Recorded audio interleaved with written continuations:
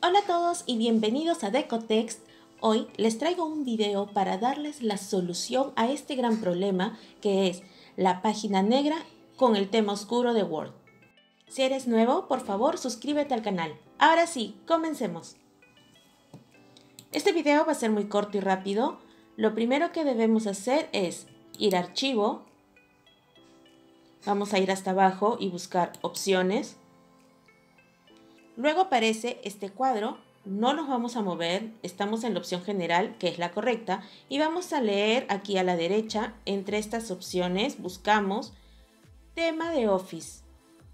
Pueden ver, está señalado el tema negro, ¿ok?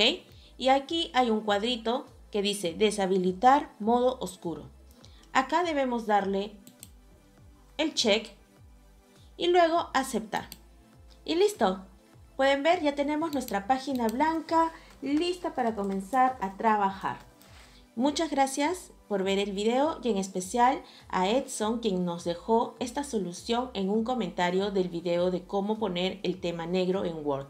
Por favor, no olviden darle like al video, déjenme en sus comentarios si es que esta solución les ha funcionado o no y cuídense mucho. Hasta pronto.